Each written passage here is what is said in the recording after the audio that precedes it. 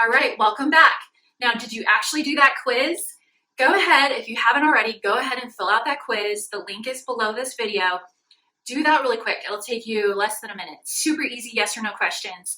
And at least then you'll have a benchmark and know if you are in alignment with your soul, with your true self, with that future self.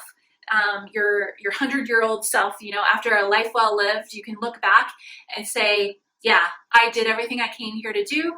And you feel completely fulfilled and satisfied in every area of your life, your business, your relationships, the people you've helped, that you really were able to bring forth your full and complete authentic self. So go ahead and take that quiz, and I'll wait. Go ahead and press pause if you haven't done that. I'll wait. Okay, now you're back. All right, so let's talk about who you are and who you're not. And the thing is, a lot of us really confuse the two. Let me tell you just a quick personal story. So, oh gosh, it was probably about 10 years ago where, business is going great. We're making more money than we ever had. And we start hanging out with, my husband and I start hanging out with, and this was before kids. So we start hanging out with this couple, a very successful couple. They have a couple multi-million-dollar businesses, patents, for things they've invented, like very successful. And we started hanging out with them and going out to dinner on the weekends. And they had a really nice car. They had a BMW, and we were looking at it as like, yeah, like we're pretty successful. Like maybe we haven't reached like the same level of success, but we can totally afford that car. Like, what would that say about us? That would say that we're super successful. We'd stroll up to client meetings and they'd know that we would mean business. They would know that we're successful at what we do. Let's get that car, right?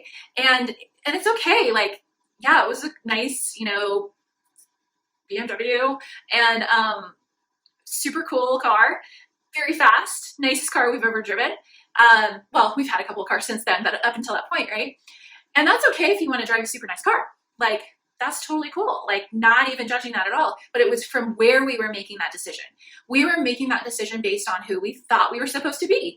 Well, we're supposed to project this image because we're super successful. And we want other people to know that we're super successful. So let's get this car, and it's okay. Like that's where I started to see this kind of creep in a little bit where when I look back, it's, this point in time where I started to really make choices and decisions based upon what other people think. And I probably did that a lot earlier in my life, but when it comes to business and success, that's what I did, So who we are is not who we think we're supposed to be. So let's talk about some of the things that we might mistake, as part of our identity of who we actually are, which we're not. Okay. So things like achievements, like awards you've won, or being in really cool magazines, or, back in high school, some of those achievements that you had, or college even, all those achievements that you can think of, those are not you. Okay. They're just things you've done, but that's not who you are. There's this really important distinction I learned when I, back a while ago, and you probably heard this, it's the be, do, have. Most people live their lives from the perspective of have, do, be. I have these things, like I have a car, so like a cool car, like I was talking about, so I do these certain things so that I am seen as successful. But the healthier way of living your life is from the be, do, have perspective. And so what we really want to find out today is who we actually are.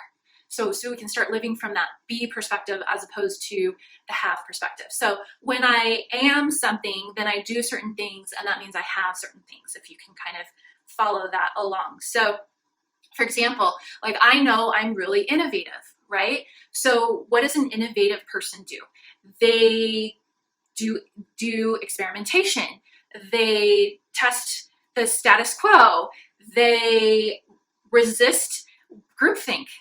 They come up with solutions that other people might not come up with. They look at patterns, and connect dots.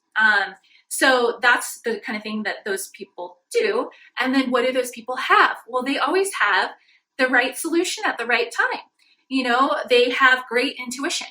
They have inventions or innovations that they've created. They have a lot of creations, right? And so they have a creative mind. So you can kind of see how this would work, right? So let's talk about more things that you might not be. So, or that you definitely aren't. Okay, so here's another thing is groups you belong to. Okay, that's not who you are. For example, I was a member of this really elite mastermind. The people in this group are probably people you would love to be friends with if you wanted to, have a big launch and, have a big JV launch and have people mail for you. Like, these would be cool people to know. Hundreds of thousands of people on their list, and, really good souls, like a lot of them really good people to know, and just feeling like you belong in this cool kids club, right? And you have people who get you. Well, that's also an example of who you're not. Like, you're not that group, and you've got to be really careful who, what you hang your identity on, because let's say that you're an Olympic gold medalist and you can't get gold medals anymore. Like, okay, you're no longer the gold medalist. So what happens is if you've built your identity on the gold medals and there's no more gold medals, what does that mean for you? Or if you're a business owner and you're, let's say, a 7-figure business owner, and then all of a sudden you have a bad year and you don't perform to expectations, then what does that mean? If you've hung your identity on being that, well, then you're a loser, right? No, you're not a loser, because that's not actually who you are, right? So this is some truth that might shake you up a little bit, because you start to unravel these things and shed these things that you think that you are. Other things that you're not are your past successes or your past failures, and they're equally difficult to detach from. You could be hung up on past failures and think that you no longer cut the mustard, when actually nothing could be farther from the truth, right? And the same thing with success. It can go to your head, or you could be so, like, if you haven't gotten to that point yet where oh, you're this successful person, and then finally you come up against a really almost insurmountable roadblock, and then results start coming in where it doesn't seem like you're as successful as you once were. That can be really confidence shaking. It can shake the foundation under your feet. Like, it can make you feel really unsettled. And so we want to say, we're not that, as soon as possible, like now, because even if it's a positive thing that you've aligned yourself with, like, say, the mastermind or the success or your bank account, that's great, but nothing stays the same forever. And in fact, it could be limiting. Like, so you've been thinking, like, well, what if something comes along where you're not that anymore? Well, what if there's actually something even better that you can't see because you're so fixated on who you think you're supposed to be, and who you are is so much bigger than that. So that's why we want to look at these things. Things you've done, if you've made mistakes or you've hurt people, you're not that. You're not that at all. What people may have told you you are, your parents, your siblings, friends, colleagues, their perception of you isn't who you are either.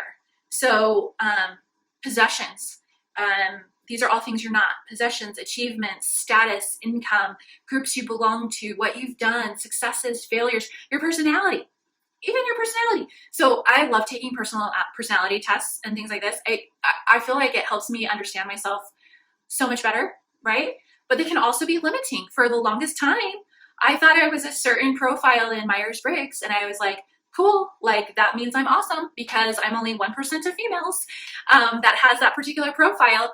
Well, that doesn't even matter, because everyone's unique. And I feel like people are so much more multifaceted than even like something like Myers-Briggs that has 16 different profiles. You're telling me there's only 16 different types of people in the world, and it's so limiting when we have these personality profiles that maybe we take pride in, like, oh, what's your Enneagram, or oh, what's your zodiac sign, or what's your, numerology, or what's your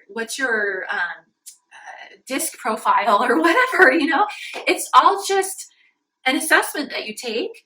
And you got to be careful too, because the answers that you get back, like, oh, this is who you are, can be very limiting. For example, going back to the Myers-Briggs, I've now, since doing like some more work on myself and making other discoveries, I actually test differently now than I did before. And it's interesting because there's like 3 or 4 variables. And it's like the Myers-Briggs only has like 4 letters. So when you have 3 of the 4 letters that change depending on your mood or depending on where you're at in life, and or it shows that you're really in the middle, like there's something, flawed with an assessment like that. So anyway, what you want to know is who you are, what your personal 42 degrees is. Like I was talking about in the last video, light refracts at exactly 42 degrees, not a degree less or more, 42 degrees. And no two people can occupy the same space. So no two people will actually see the same rainbow because you're going to be at a different angle. So that's why it's important to find out what's unique for you and what is an alignment for you. It's not going to be the same answer for somebody else. And so I will be talking about that in the next video, about how you can really discover what is your personal 42 degrees, what is right for you. And knowing that changes everything. Because when you know what your ideal 42 degrees is for each area of your life, things open up for you. You start realizing that you're more than you even thought you were. And you realize that there's all these things that have gone unexpressed in your life. All of these areas of your life where you have the potential to close the gap between where you are now and what your ideal 42 degrees is for each area of your life. There's 8 areas of life, which I'll go through in the next video, but business is one of them. Money and business is one of them. So we'll go through that, but yeah, it changes everything. And you start living from a place of more of like what your future self, how your future self would make decisions rather than how you in the now would make decisions. And that changes everything. It totally uncaps your potential, and it helps you make huge strides in your business that you wouldn't have normally been able to do. So it's very powerful to do this work. So please, fill out that worksheet that's below this video about who you're not. And then in the next video, we'll talk more about who you are and the alignment process that will follow, that will help you in every area of your life, and especially your business. Because with your business, you want to help more people, right? And by helping more people, you can increase your income and increase that impact. And so if you really want to make a huge impact, if you want to have this ripple effect in the world, it starts with you. The only person in your way is you. And so, aligning in this way will really help to open that up for you. So do the worksheet. It'll take less than 5 minutes, and then I'll see you on the next video. And we'll talk about who you are and how you get really aligned to who you really are.